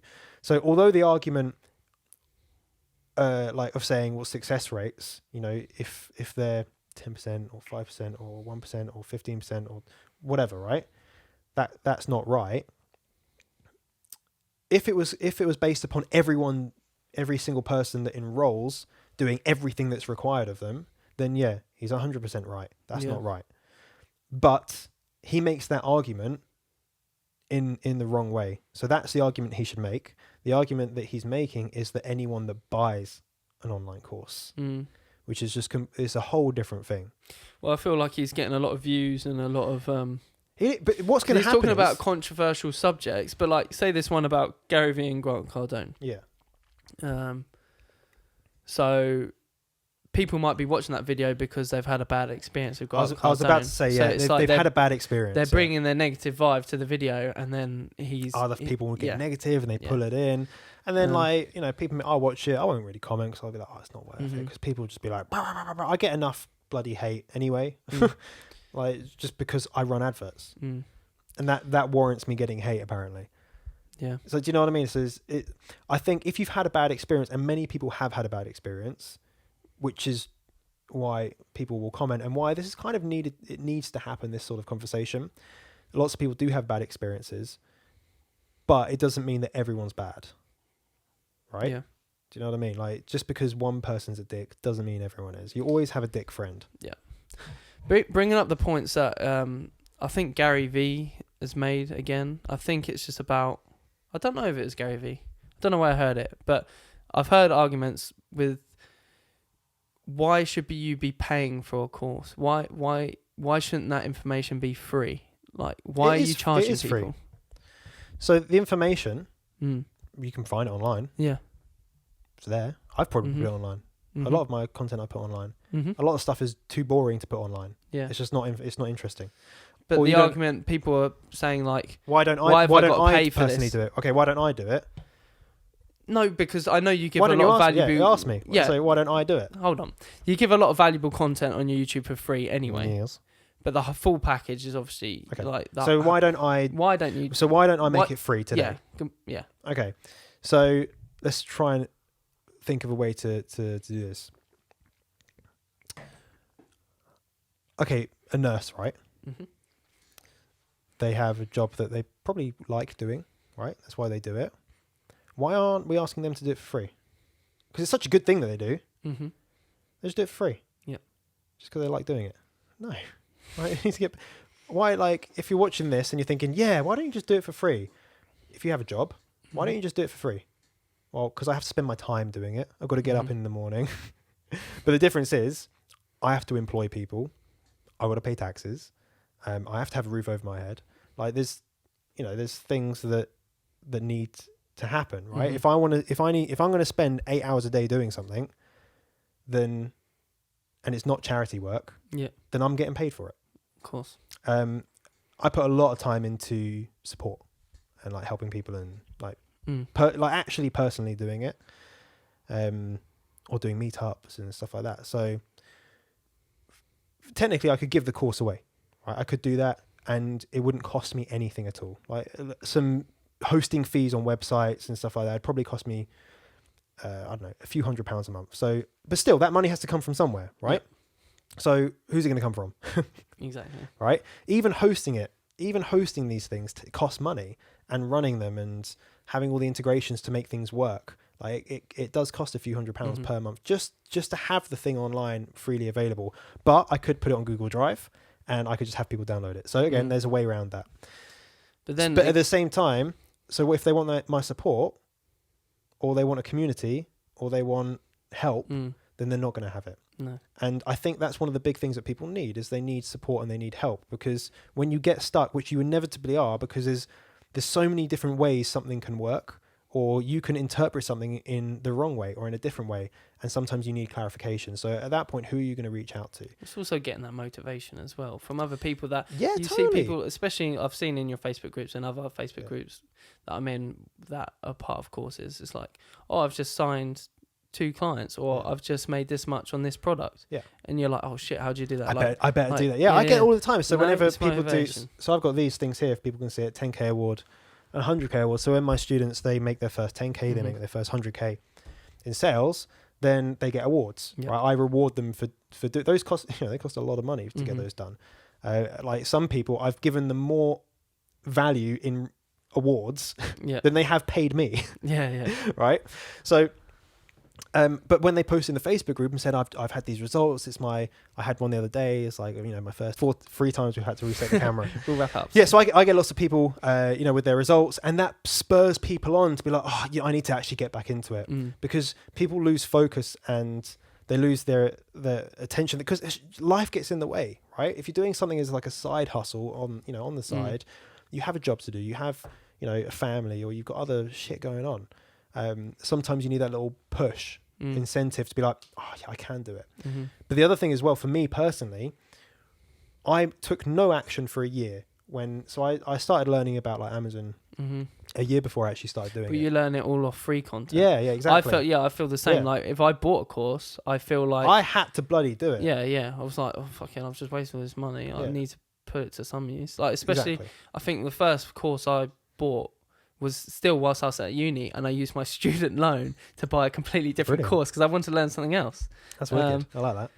But yeah, like I was like, fuck, like I've spent like all my money on this course. You need to do it. So when I bought my first course, I'd never spent money on self-education before that point, and it was scary. It was so scary. I was worried what people were going to think of me. Was my partner going to think of me spending this money? What if I lose it? Like, I'm going to waste so many different things going through my mind of this is a bad idea. And I was just like, and eventually I was like, I just did it, right? And I'm so glad I did, because my whole life changed. Yeah. But it's the act of paying money. The money was very valuable to me. And it's, really extremely valuable. I was like, I cannot lose this money. I need it. I had to make it work. And that was a commitment, right? Just like I have a trainer at the gym now. I wouldn't go to the gym if I did not have a trainer that was there waiting for me every day.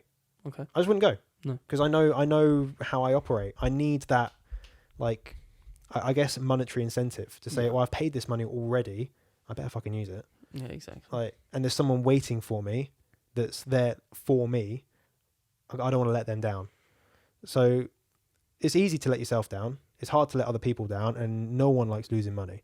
So I think one big thing, I could price my course lower, and I have in the past, right? It used to be half the price, but it would get a lot of people in again that like, take it, leave it. But let's think about it this way, like a lot of the online courses that I've particularly taken, and obviously the one that you offer, the results that people are getting from these courses are so much bigger than, say, the investment they're spending on a higher education at university to the financial result. Oh yeah, the ROI is crazy. The ROI is crazy, like mental. So if you think one of like the biggest success stories, I've got someone that's done like over $1 million. Yeah, mad. This is mad, and they have one product. One product. It's mental. Where do you think I got the fucking name for the one product strategy? Strategy. Strategy. No, there's other people like that, but not to that extent. But still, fuck. But even the people that have done 100K, even a 10K, right? 100K. Or 10. Let's say 10K. Yeah, 10% of the price, 10% of the, and you, like, even if you say, well, okay, what if all of it's there's no profit? Yeah, but you've been able to generate 10K, and although that's it sounds like a big amount, it's really not. It's a small amount. And if you can do 10, you can do 20, you can do 30, you can do 100, and at that point, okay, it becomes 1% of the amount that you've made in sales. But more importantly, you've learnt a whole entire fucking business model, which will serve you for the rest of your life, or lead to other things that will make you even more and give you the fulfillment that you want. Yeah. So, but those people that have done that, there's common denominators between every single person, right? Most of those people have been like the least time consuming as a educator, right? They've been the best students because they're like, they see the training and they just get on with it. They're like, I'm just going to follow this to a T. And I meet up with them. I did a meet up, I don't know, a couple months ago, and they were saying, yeah, we just followed the training as it was. we just followed the training. Watched the videos. We just watched the videos and did it. But then other people, $1 million in revenue. They'll maybe email me and say, oh, I'm struggling with this. And I was like, just watch the video where I teach that. Just follow the fucking training. I don't say it like that. Yeah. But I'm just like, I was just like, I talk about this in this particular video. Maybe go and just watch it again. Just be like, Yeah. I literally. But some people do just need they might forget. They might forget. It's fine. But the whole thing is the point. Going back to like what Mike Winnett said about success rates, I know that if people follow it, there's always going to be an element of risk, right? Because it's an online business. You never know, and no one can guarantee it within what I do, at least, because you just don't know, right? But I know the majority of the time, if they follow the process that I've set out, that they'll be successful. But if they skip a stage, right? And I've seen people do this, maybe not so much with me, but I've seen other people do it. Like, for example, I had someone reach out to me off the back of a YouTube video I did. Yeah. And they bought about $8,000 worth of products from China, and they didn't do a really important check that you have to do, right? If you know that you have to do it. Yeah. They didn't do that check. Their stock basically just was worthless, right? They couldn't sell it, and they lost $8,000. Can you tell us what that product was, or is that confidential? Well, it would stop people from buying that product, wouldn't it? Or yeah. So it was like a slime kit, I don't know. Yeah, I don't think it really affects. No. It won't affect them. Well, it would stop people if someo's doing your course now. Yeah. Or not. But it was just something. It was about like it was about certificates you need and stuff like that. Yeah. And import. And anyway, so there was just issues with it where it was bad product. Yeah. That they could have checked, and that's a video that is about 3 minutes long in the course. Like, all you'd have to do if you just watched it, and that's the kind of unconscious ignorance of you don't know what you don't know. Yeah, and that somewhat, I think courses can be very good for that if they're thorough. But a lot of courses that are not thorough, so you're still going to have an element of I don't know what I don't know, and nothing can talk about everything. No one can talk about every single thing, but you can certainly do your best. And then when someone has questions, then there's someone there like myself or one of my team members to answer those questions, so that you're more likely to be successful. Yeah. I can give people as much help as I can, but at the end of the day, it's still going to be down to them. Like they still have to, like for me, for example, we're buying stock from China. They still have to get their card out of their wallet and buy that stock, right? I can't force them to do that. I can give them as much like nods and as much information as possible, but they're still going to be like, and then have to do it.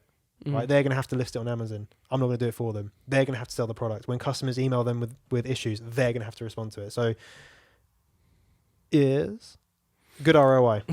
Very good. Very good ROI. We've got to wrap it up soon. So no, we don't. Let's just quickly talk about more tea. We spoke about Mike Winnett.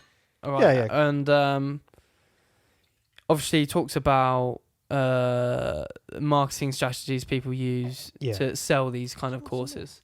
Yeah, there's none left. We still haven't really spoken about how we've just fucking poured tea into a martini glass. How unacceptable. I don't know why we're doing this. It's just funny. The Podcastingtons podcast. But yeah, anyway. Also, I've got milk in here because I didn't have a milk thing. Yeah, but it's too cold. It's like that's gonna be. Oh, why did I do that? Iced coffee, isn't it now? Well, it's definitely not an iced coffee. No, because it's tea. Go on. What was your question? Oh yeah. My bad. Are you enjoying the podcast so far? What was that? The fuck was that? Is that a cat?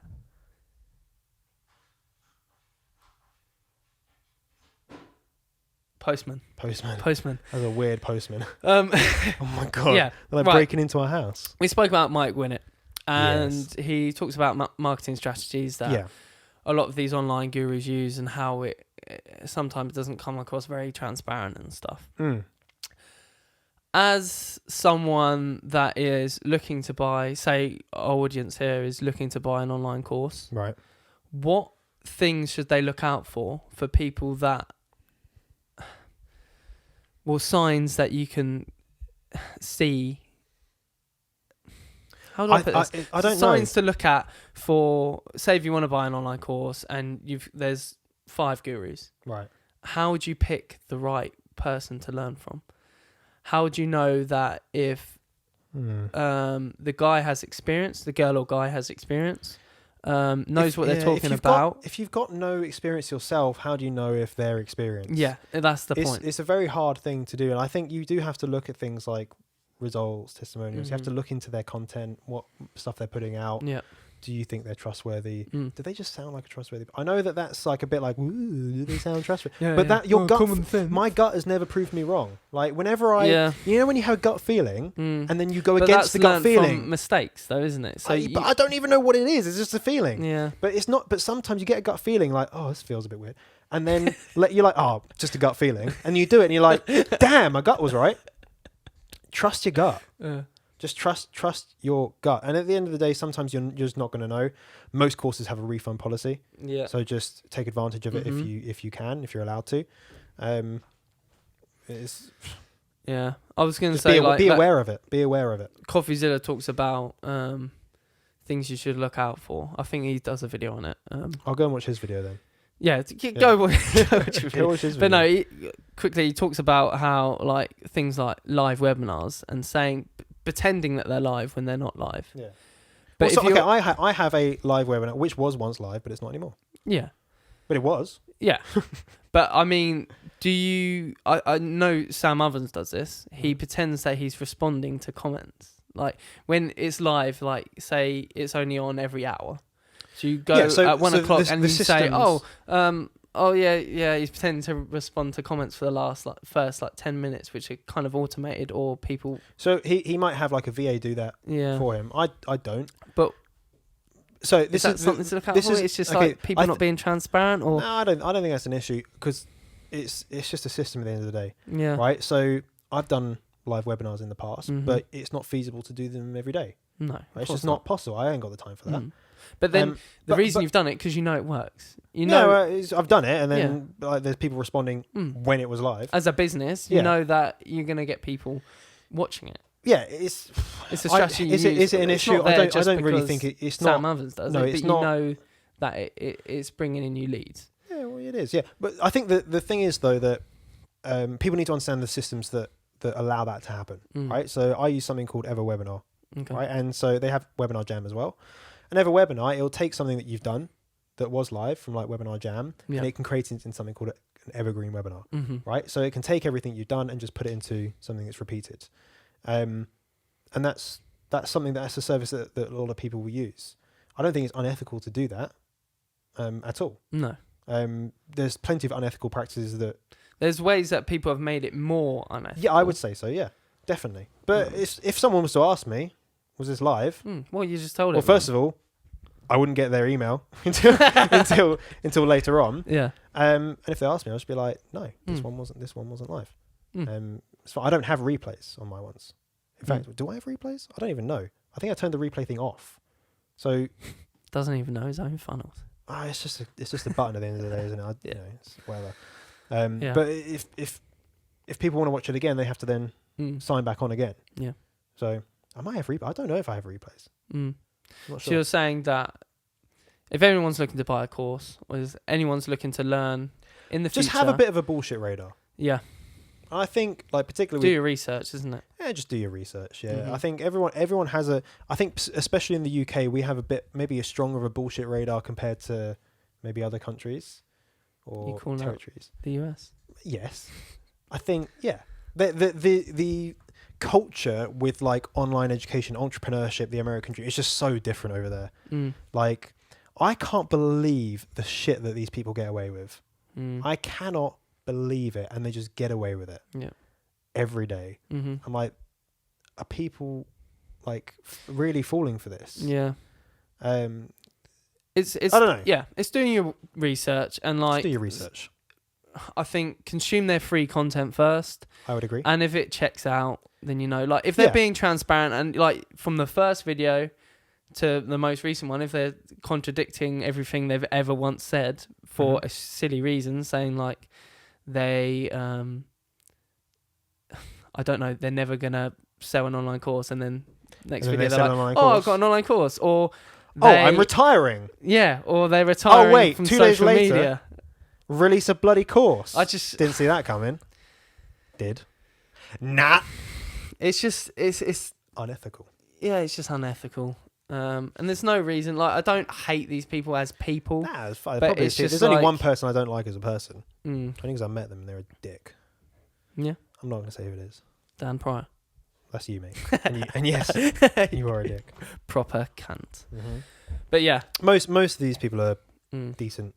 So just, it's just watch your own back, I think. Not watch your own. No one's going to come into your house and steal your house. I'm in your house. No, it's just having. I think what you said is really important. Do your research. Maybe if they have got an online presence, just go and check them out and lurk around for a bit. Ask them a question. send them a direct message. You know, I get lots of direct messages. I don't necessarily respond to all of them. I get a shit ton of emails. Again, I can't respond to every single one. No, because I focus on, like, for example, I had someone that was saying, "Oh, can we jump on a call?" They wanted to online join the training.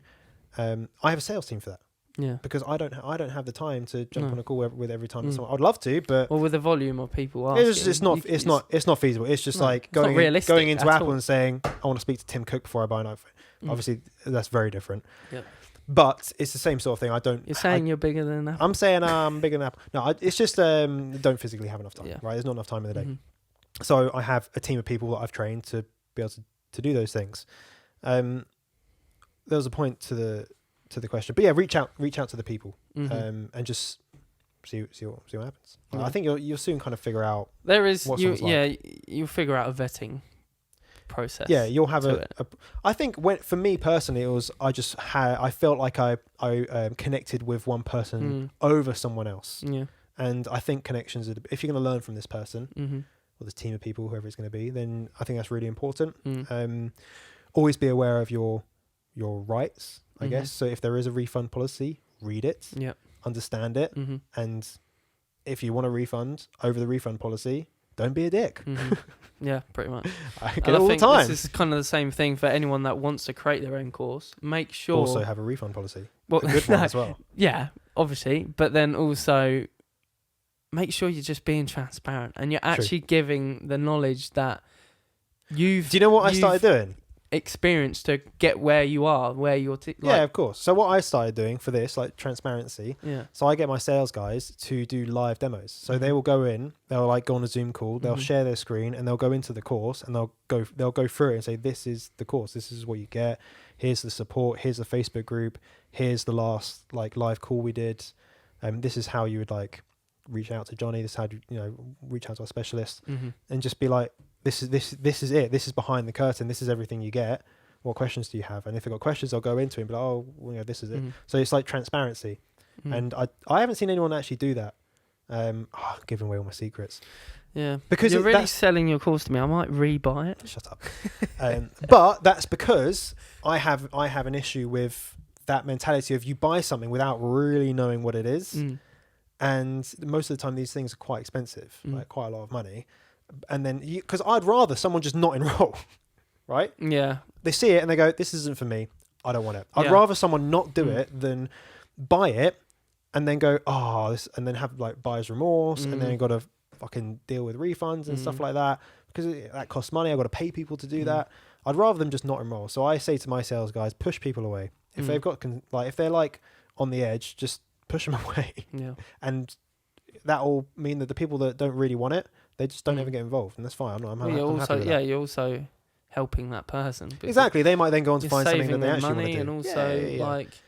But for the right person, they'll be like, no, I'm in. And that's the person that will go and watch the training, they'll go and take action, and they'll get the results. And that's the people that I want. Improving your success rate. Exactly. But... And that's your end goal, not obviously... financially or for social proof, but it fulfills your passion of teaching people. The financial implications of it are a byproduct. Yeah. They're a good byproduct. Allows me to fucking buy all this stupid shit. But you're getting happiness from actually delivering results for someone that's taking your course. Yeah, precisely. Because you're not just taking in everyone. You kind of have a vetting process. And I think if you ever work with a consultant where it's not an online training, so I've worked with So I work with companies, and there is a vetting process. They're like, we can work with you, or we can't work with you. Of course. And but that's normally when the work is being done personally by someone that they physically cannot take more people. I think that's something that every course really kind of needs. Well, uni courses do have it, don't they? Obviously, you need certain results to get into. It is a hard thing to set up. I haven't done this forever. It's only something that I've been doing in the last few months. Online education is so new. Yeah. Like, it's just catching up with. But that's what I think there needs to be more of, is the more kind of best practices, the more people that do it, then the more people go, that's what needs to be done. If I'm going to have an online training, I need to have these things. Yeah. So that everyone's on kind of like a level or it's regulated that you need to have these things. Yeah. Before you make an online course. Yeah. And I don't think regulation as such is the answer. No. Because I think it will stunts the growth of education. But it also vets out the people that aren't serious. I think maybe a low level of just get rid of shit, basically. Yeah. So that, just get rid of shit. Yeah. I don't know. We'll see how that goes. But probably nothing. It's governments, and they'll take ages to do. Yeah. We've been going through Brexit for like 10 years. Nothing happens fast. Fuck. We're not even going to talk about Brexit. No. Maybe for another podcast. Nah, fuck that. Fuck politics. This is going to be the last podcast ever. Yeah. I've had enough of Johnny. That's my fucking head in. Have you guys enjoyed this?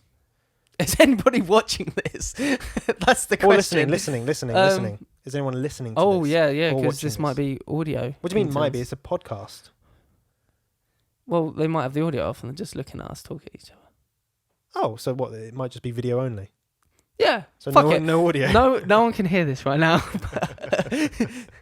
Yeah, you might have us on mute and you're just watching us talk. That'd be very boring, wouldn't it? They'd be like, why are they drinking tea? Fucking tea from Martini. What should we have as the next drink of choice? Yeah. For next week? I think we didn't really speak about it, but the main point, we've got these Martini glasses because... Yeah. Oh, we want sponsorship. We want sponsorships. Yeah. We need drink sponsorships. Mainly alcoholic. We don't need sponsorship, but... No, I would like it. Well, we just want free booze, mate. Oh, yeah, we want free booze. Yeah. We're not condoning drinking. No. Well, only out of Martini glasses. Yeah, so... Yeah, but like podcasts have sponsors, don't they? I don't like the adverts at the beginning, though. That's anything. No. Well, this is at the end. We need sponsoringtons. We need sponsoringtons, please. What's your favourite? What's my favourite drink or favourite cocktail? Favourite cocktail. We really should have cocktails in these. So I want a cocktail waitress. What's your favourite cocktail, quick? Waitress. No, not. What's your favourite waitress? What's your favourite cocktail, quickly? Porn star martini. So we need porn stars to bring out martinis. Just plain martinis. So any porn stars watching this, and if you can make a mean martini, get in touch. Hand deliver, please. Right, we need to wrap up before this camera dies. This camera's going to die. Okay, cool. Right, we hope you have enjoyed the first episode of the Podcastingtons podcast. Jolly good show. It's a jolly bloody hell. Yeah, we're just going to talk about random shit that we find interesting, I think. Yeah. There's no real underlying kind of niche topic that we're always going to talk about. Topical stuff. We were going to talk about the KSI Logan Paul thing. Yeah, but we're a bit late to that. We are late to the party, so we're not going to do that. We are very Latingtons. But if you have any requests... Yeah, if you have any ideas... comment down on the YouTube video and also the audioingtons of the podcastingtons. Don't forget to subscribe. Don't care. Subscribe. Mm-hmm. Where can they find you outside the podcastingtons? Instagram at Johnny Bradley UK. YouTube Johnny Bradley. Mm-hmm. Oh my god, the battery's going to run out. Okay, well, I'm Dan Pryor UK on Instagram. And also, you might find me on YouTube at some point. Dan Pryor. Well, right now. Right now, find me. You're on YouTube. No, now. I mean like my own YouTube channel. I've got videos. I just haven't uploaded them yet. Videos, bro. So yeah, subscribe, turn notification bell on whatever app you're using, and look forward to the next episode. All right. See you later. Ciao. Bye.